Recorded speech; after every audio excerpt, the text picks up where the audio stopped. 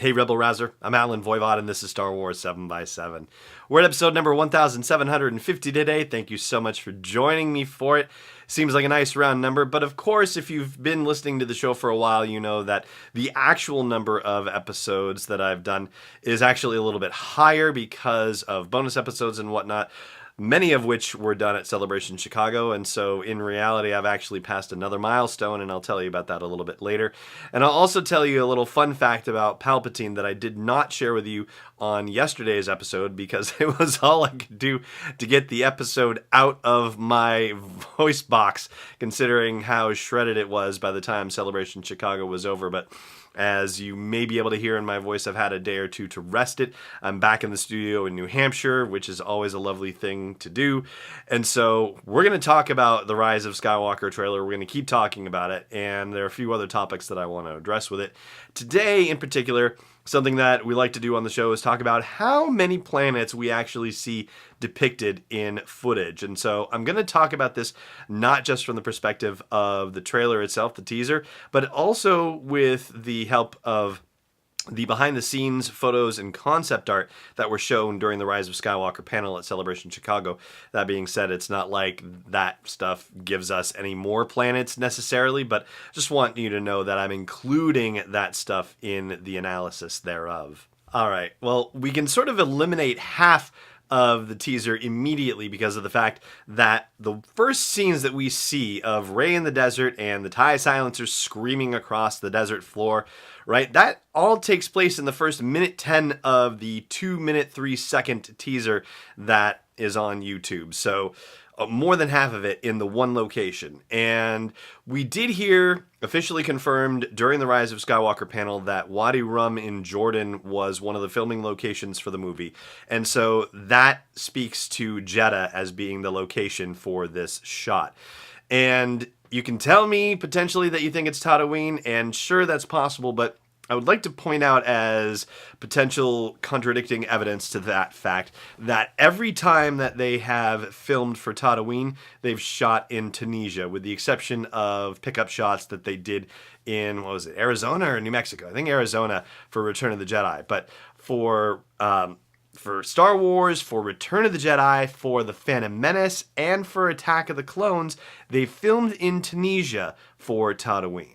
And as far as Jakku goes, they filmed those scenes in Abu Dhabi for The Force Awakens, and so far there's been no indication that they were back in Abu Dhabi. So yeah, I'm still going to stake my claim on Jeddah. Eventually I may be proven wrong, and that's fine, but that would seem to be the location for that scene, as well as the scene where we see Poe and Finn on a rock formation and Finn is holding Rey's quarterstaff.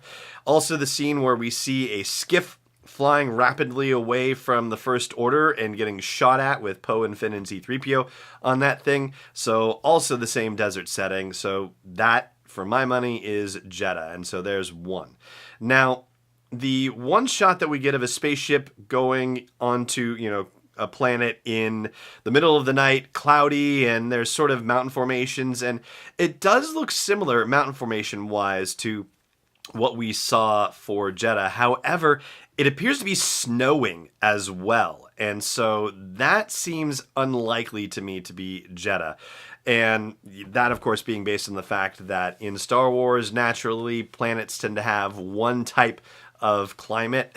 And so it has to be a different planet because it would only be, sandy and dusty and sort of mountainy in Jeddah. There would not be snow, Then we have the forest situation, and that was actually the first image that we saw, the concept art that showed 3PO and R2 talking to the rest of the crew from the Falcon as it's parked somewhere in the middle of a forest. And, it looks like he's either welcoming them or bidding them adieu.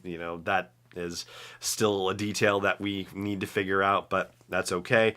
There's also a shot of Daisy Ridley as Rey in the forest, or in a forest, that was shown during the Rise of Skywalker panel.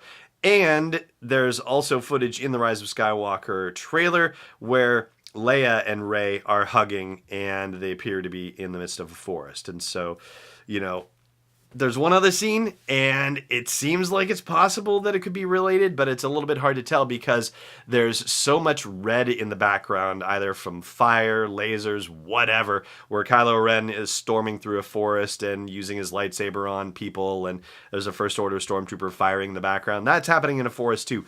Same forest? Hard to say for sure, but I think it's probably likely, again, just based on the typical Star Wars trope of having, one particular type of geography/climate for a planet.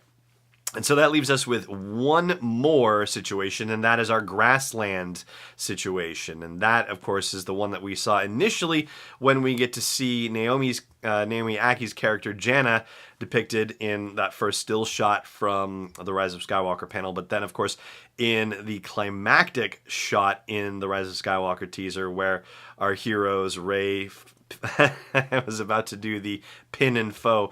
Poe and Finn, and also 3PO and D-O are there, and looking out across the ocean at the fragment of the Death Star, right? So that's that same grassland planet. And so we have 4 different planets depicted at this point in the Rise of Skywalker. And I will say it's possible that there's a 5th planet depicted, depending on where that very quick flash shot was of the A-Wing fighter on fire with a First Order Star Destroyer in the background. Don't know where that's taking place. Not nearly enough contextual information in that quick flash. So possible that that's a 5th, maybe not. Hard to say. All right, so I'm going to take a quick break, and when I come back, that business about the other Palpatine fun fact and also the milestone that I've hit, so stay tuned. Hey there. If you're enjoying all the coverage that I'm bringing you from Star Wars Celebration and what I do every single day for you at Star Wars 7x7, I hope you'll consider putting something in the tip jar at patreon.com/SW7x7. $1, $3.27, $5.01 or more. Honestly, every little bit helps, and every little bit is just as exciting as every other little bit. Please consider supporting me in the work of delivering Star Wars stories and interviews to you on a daily basis at patreon.com/SW7x7. Welcome back. All right, so this is actually the numbered episode 1750, but while we were doing the bonus episodes during Celebration Chicago, I actually crossed the 1800 episode threshold. This is actually episode number 1805 just by counting the bonus episodes in. So we are already past 1800 together, you and I, and whether you've been here for the last 5 or all 1805, I am supremely grateful that you've invited me into your day, whatever time of day, whatever place that may be. And as far as the fun fact about Palpatine, so while I was sitting, hanging around, waiting for a panel to start at Celebration Chicago, this was at the Celebration stage, Mark Daniel, who is the host and the warm-up guy for the Celebration stage, played a game where he asked people to deliver their favorite Star Wars quote and do it as best they could in the voice of the Star Wars character who delivers that quote.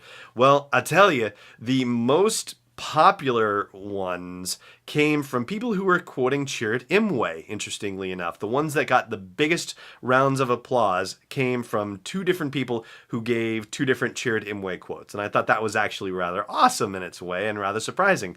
But hands down, the one quote that got the biggest reaction over everyone else is the person who stood up and did his best Ian McDiarmid voice and said, "Roll it again," which of course is what he said when he came out as a surprise after the initial rolling of the Rise of Skywalker trailer and said, "Roll it again," and then they played the trailer again. So anyway, yeah, absolute hands down biggest round of applause from the crowd over that one. So that right there, my friends, is going to do it for today's episode of the show. Thank you so much for joining me for it, as always. And may the Force be with you, wherever in the world you may be. This podcast is not endorsed or sponsored yet by Lucasfilm Limited, Disney, or 20th Century Fox. It is intended for entertainment and information purposes only. Star Wars, the Star Wars logo, all names and pictures of Star Wars characters, vehicles, and any other related Star Wars items are registered trademarks and/or copyrights of Lucasfilm Limited or their respective trademark and copyright holders. May the Force be with them. All original content is copyright 2019 by Star Wars 7x7. We hope you love it.